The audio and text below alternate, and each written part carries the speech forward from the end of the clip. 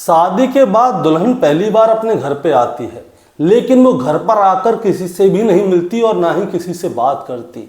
वो सीधे अपने घर से लगभग 500 मीटर की दूरी पर एक आदमी के घर पे जाती है। दोस्तों, दरअसल ये आदमी उस दुल्हन का प्रेमी होता है।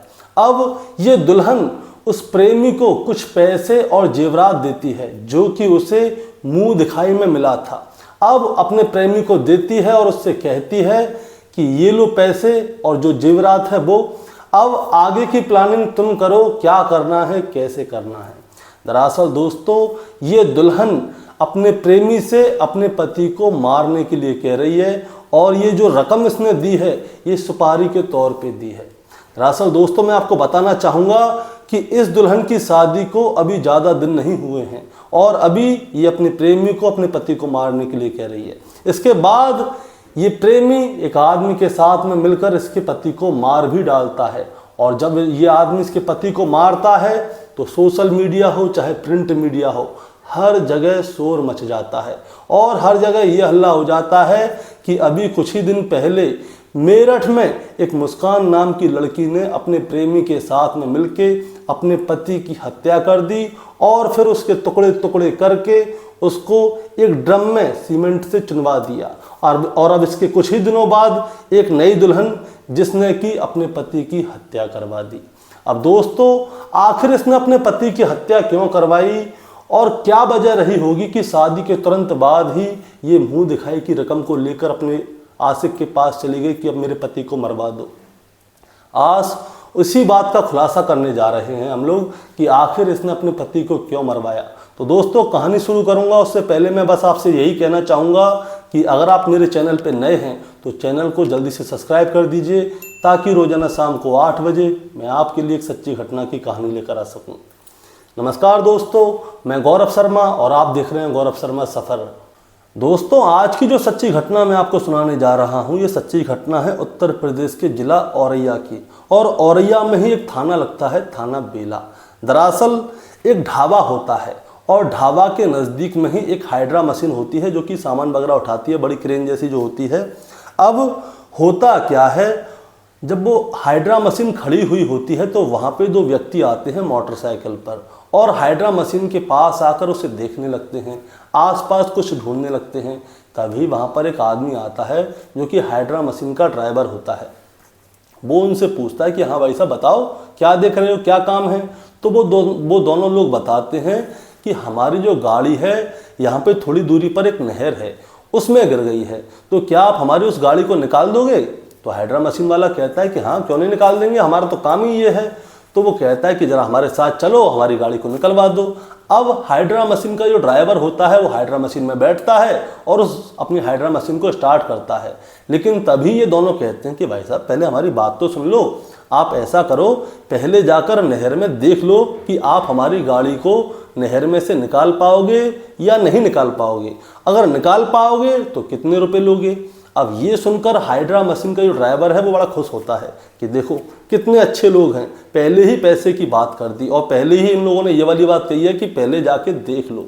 अब क्या होता है, ये दोनों अपनी गाड़ी से जा रहे होते हैं, वो अलग जा रहा होता है।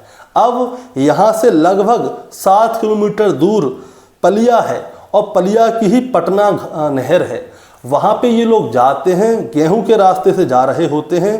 जो पटना नहर है दोस्तों, मैं आपको बताना चाहूँगा, ये जो पहले आए थे वो थाना बेला क्षेत्र से आए थे और अब पहुँच जाते हैं थाना सहार क्षेत्र के अंदर।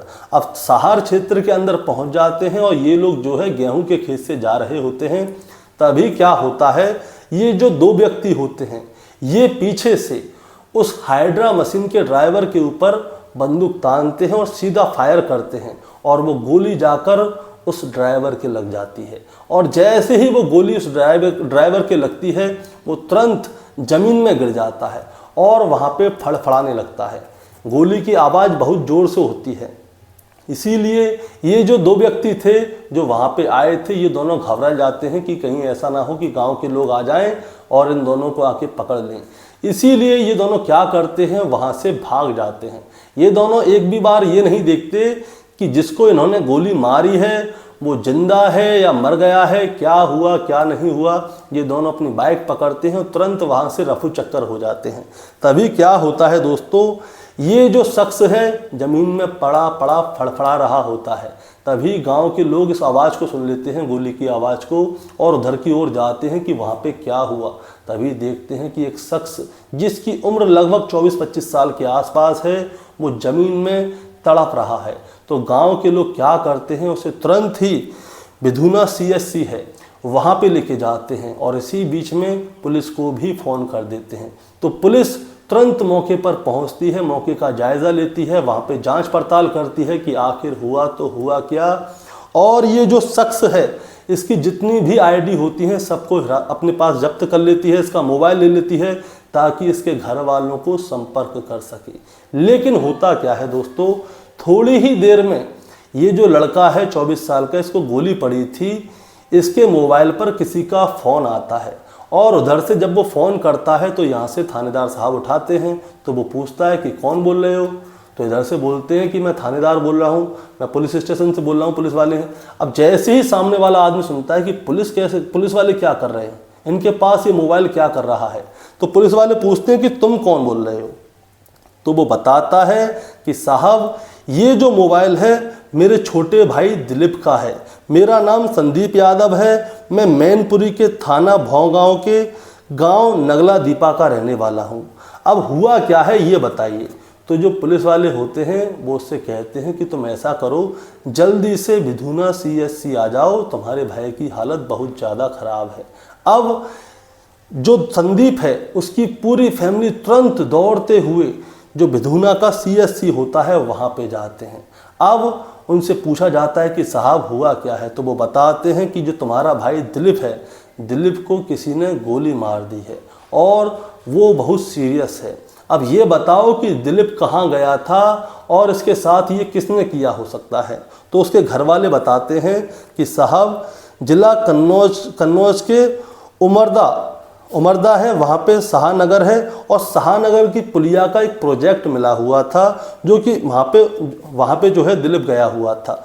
19 मार्च 2025 को दोपहर 1:30 बजे का समय होता है जब मैंने अपने भाई से फ़ोन पे बात की थी। वो बताता है कि वो इस समय पे ढाबे पर है और उसके पास 2 व्यक्ति आए हैं। वो लोग कह रहे हैं कि उन लोगों की गाड़ी एक नहर में गिर गई है। तो दिलीप ने मुझसे कहा कि मैं उनकी गाड़ी को निकालने जा रहा हूँ और उसके बाद मैं वापस घर पे आ जाऊँगा। अब मैंने भी उससे कहा कि ऐसा तुम उनकी गाड़ी को निकाल आओ, उसके बाद तुम वापस घर आ जाना। अब दोस्तों इसके बाद क्या होता है, जो दिलीप होता है उसकी तबीयत बहुत ज़्यादा ख़राब हो जाती है, मतलब कि उसकी हालत और भी ज़्यादा सीरियस हो जाती है। तो विधुना CHC वाले कहते हैं कि आप ऐसा कीजिए कि आप इनको किसी हायर मेडिकल कॉलेज या किसी बड़े हॉस्पिटल में लेके जाइए, क्योंकि ये हमारे बस की बात नहीं है। इसीलिए जो दिलीप है उसको जो है सैफई में शिफ्ट कर दिया जाता है, सैफई हॉस्पिटल लेके जाया जाता है। लेकिन सैफई हॉस्पिटल के भी जो लोग हैं, डॉक्टर हैं, वो हाथ खड़े कर देते हैं। इसके बाद इसको ग्वालियर रेफ़र किया जाता है, ग्वालियर के डॉक्टर भी हाथ खड़े कर देते हैं। इसके बाद इसको आगरा लेके जाया जाता है, आगरा के डॉक्टर भी अपने हाथ खड़े कर देते हैं। इसके बाद इसे चिचोली मेडिकल कॉलेज में भर्ती करा दिया जाता है और वहाँ पे इसका इलाज चलता है। दोस्तों 19 तारीख को ये घटना हुई थी। 19, 20 और 21 3 दिनों तक दिलीप जो है जिंदगी और मौत की जंग लड़ रहा था। लेकिन आखिरकार 3 दिन बाद यानी कि 21 मार्च 2025 को दिलीप जिंदगी मौत की जंग को हार जाता है और इसकी मौत हो जाती है।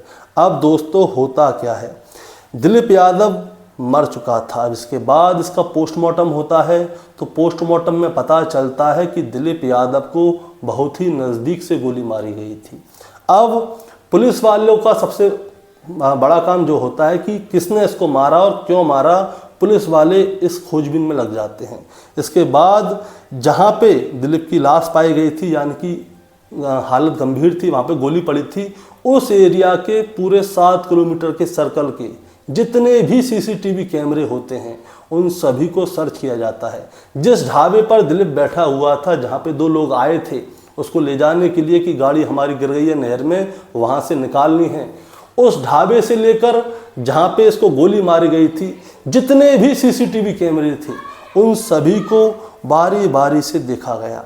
और दोस्तों इसके बाद पुलिस जब इन सारे सीसीटीवी कैमरे को सर्च कर रही थी तो उनके सामने एक व्यक्ति आता है जो कि जानी पहचानी शक्ल होती है, और वो शक्ल होती है रामजी लाल नागर की।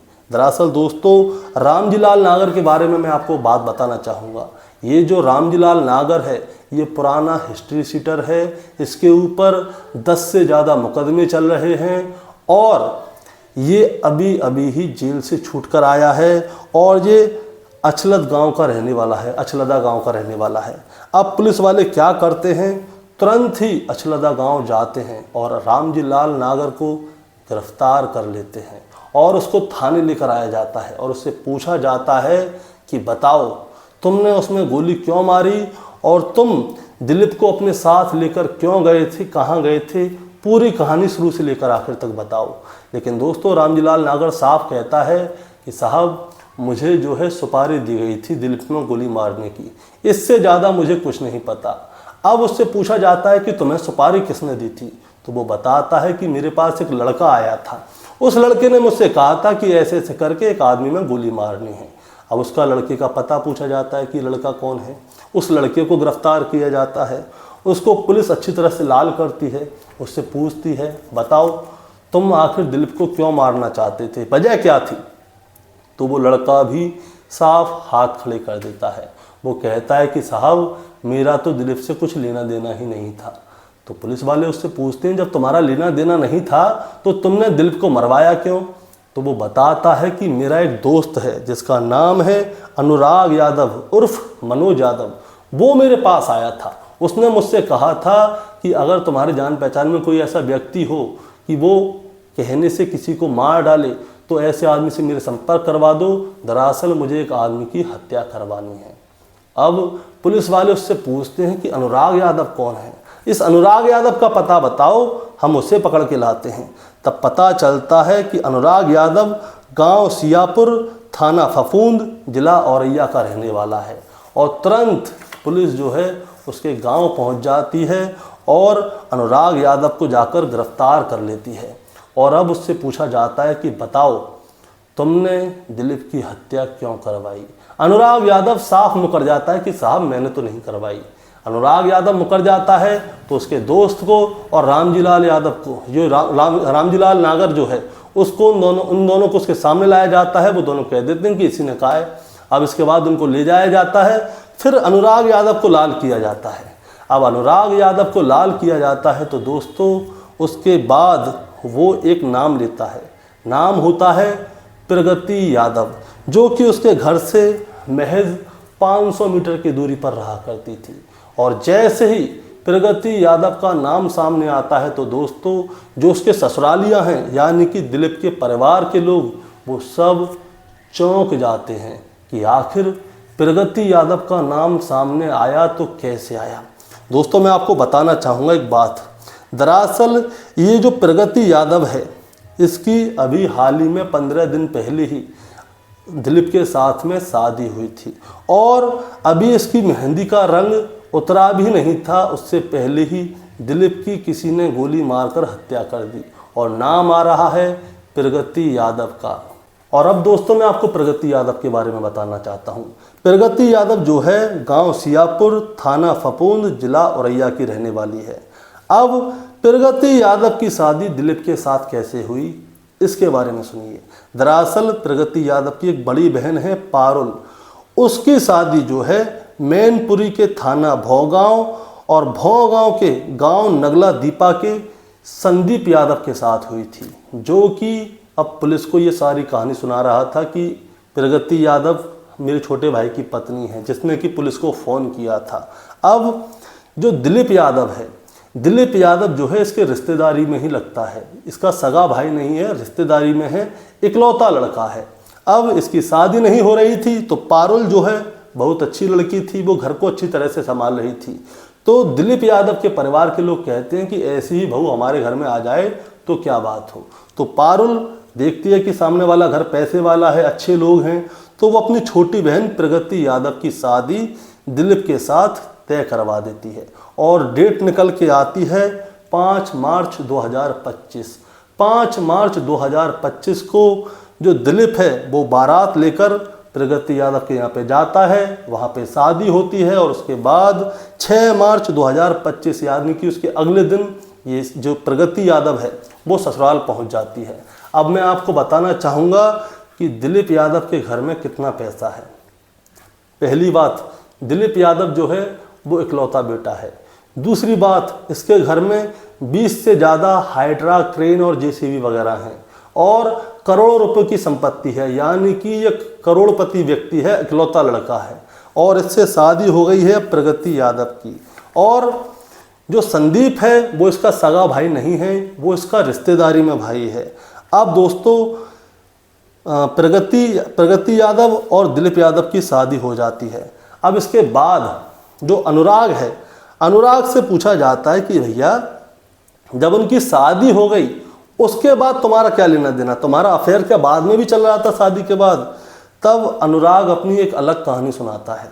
अब जो दिलीप है और प्रगति है, इन दोनों की तो शादी हो गई। अब मैं आपको बताता हूँ कि पुलिस ने अनुराग से क्या पूछा था।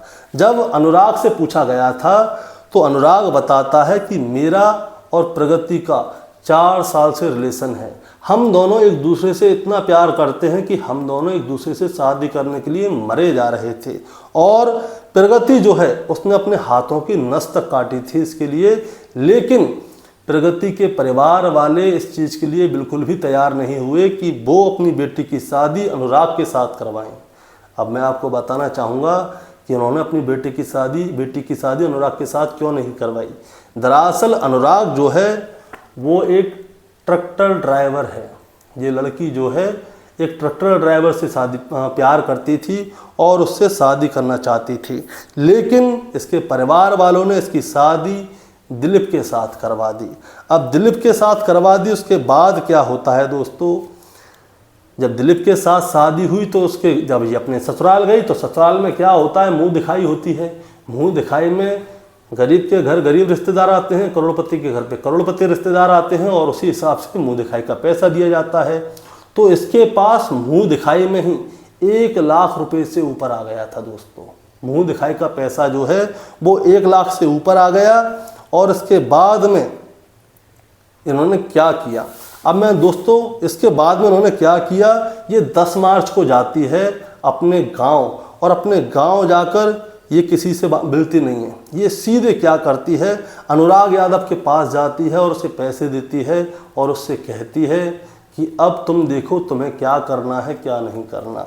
अब इसके बाद अनुराग यादव क्या करता है, अब दोस्तों कहानी को यहाँ पे स्टॉप लगाता हूँ। इससे पहले की कहानी बताता हूँ जब शादी इनकी तय हो रही थी। जब शादी तय हो रही थी तो ये दोनों क्या है बड़े परेशान थे कि यार शादी तय हो रही है, यार शादी तय हो रही है, क्या करेंगे, हम दोनों एक दूसरे के बगैर रह नहीं सकते। तब दिलीप और अनुराग और प्रगति जो हैं मिलके एक प्लानिंग करते हैं कि ऐसा है, तुम्हारे घर वाले तुम्हारी शादी करवाना चाहते हैं ना, तो तुम शादी कर लो। लड़का करोड़पति है, खरबों की संपत्ति है, क्रेन है, जेसीबी है, सब कुछ है और इकलौता लड़का है। तुम ऐसा करो, उससे शादी कर लो। शादी के कुछ ही दिनों के बाद में हम लोग क्या करेंगे, उसे जान से ख़त्म कर देंगे और जब वो जान से मार डालेंगे उसको तो तुम जो है वहाँ की बहू रहोगी। अब बहू रहोगी तो तुम्हारे लिए लड़का देखा जाएगा। पहली बात तो तुम्हें लड़का मिलेगा ही नहीं, और मिल भी गया कोई शादी के लिए तो तुम शादी के लिए मना कर देना। और जब तुम शादी के लिए मना कर दोगी तो जितनी भी संपत्ति है वो सब तुम्हारे नाम पर हो जाएगी, और जब तुम्हारे नाम पर संपत्ति हो जाएगी तो उसके बाद में हम दोनों लिविंग में रहेंगे।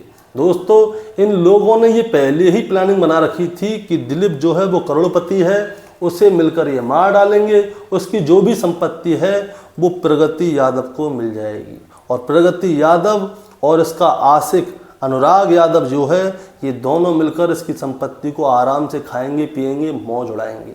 अब दोस्तों आ जाते हैं शादी के बाद, यानी कि 10 मार्च 2025 को। 10 मार्च 2025 को क्या होता है, प्रगति सीधी अनुराग के पास जाती है और अनुराग को जाकर 1 लाख रुपए के आसपास दे देती है और उससे कहती है कि अब तुम जानो क्या करना है क्या नहीं करना, तुम देखो अपने हिसाब से। अब अनुराग क्या करता है, कई वेब सीरीज़ देखता है, क्राइम पेट्रोल वगैरह देखता है, हम लोगों की कहानियाँ होती हैं, ऐसी चीज़ों को देखता है ताकि कोई ऐसा क्लू मिल पाए कि वो प्रगति के पति दिलीप की हत्या करवा सके। अब इसके बाद उसे एक क्लू मिल भी जाता है।